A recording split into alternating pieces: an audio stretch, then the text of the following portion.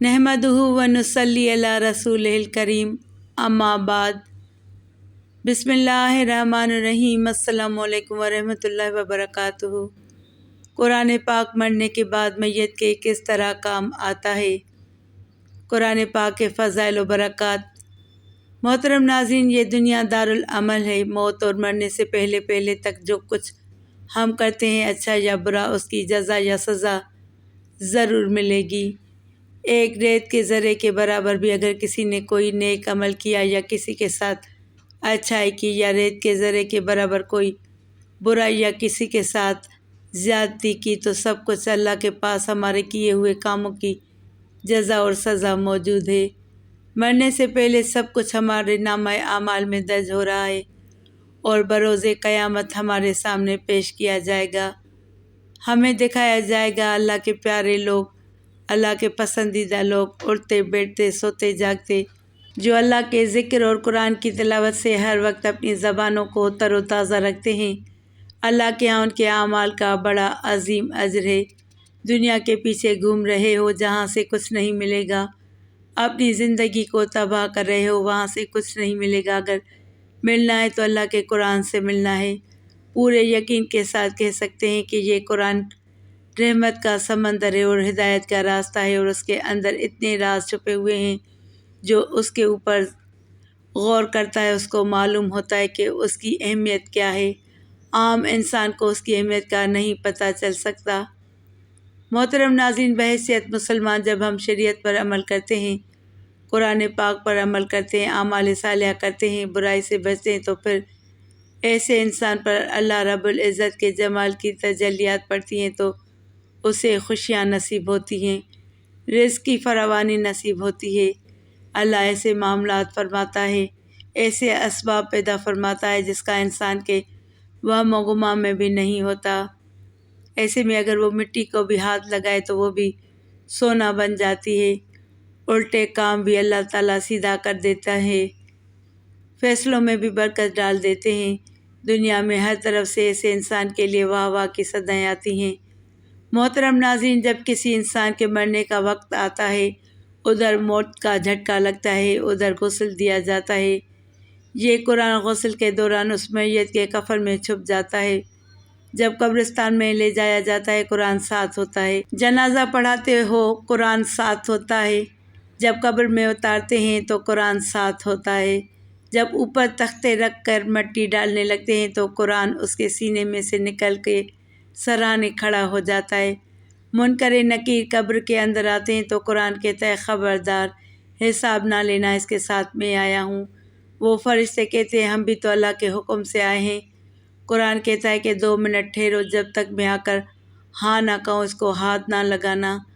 حضرت عبادہ بن ثابت رضی اللہ تعالیٰ عنہ فرماتے ہیں رسول اللہ صلی اللہ علیہ وآلہ وسلم یہ کہہ کے رو پڑے، فرمایا قرآن اللہ کے دربار میں جا کر گڑ گڑانے لگتا ہے، کہتا ہے اللہ تیرا مہمان آج ہی قبرستان میں آیا ہے، فرشتے اسے ڈرا رہے ہیں، اے اللہ اپنے فرشتوں کو واپس بلا لے، میں گواہی دیتا ہوں کہ مجھے پڑھا کرتا تھا۔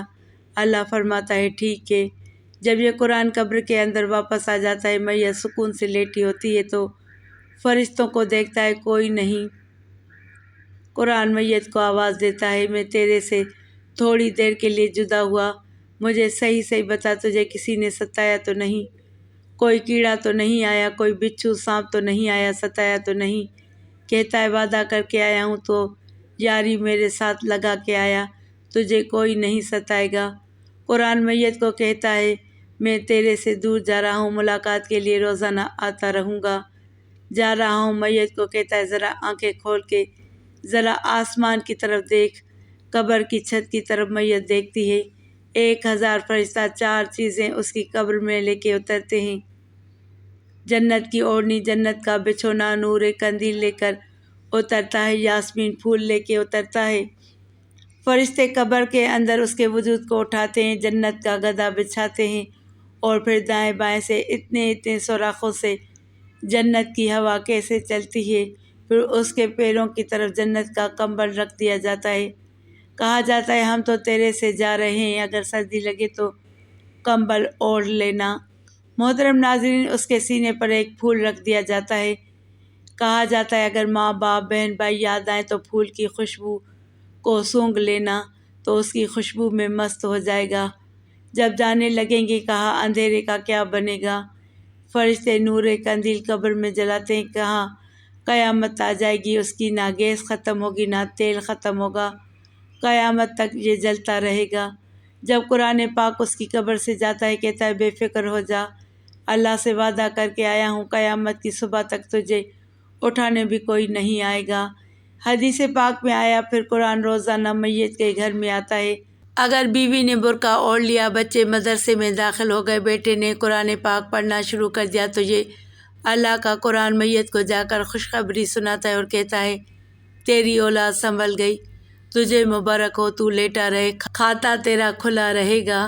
فرمایا اگر اولاد بگڑ گئی، بیوی کے سر سے دوپٹہ اتر گیا، قرآن ایسی خبریں جا کر میت کو نہیں بتاتا، اس کا دل دکھے گا۔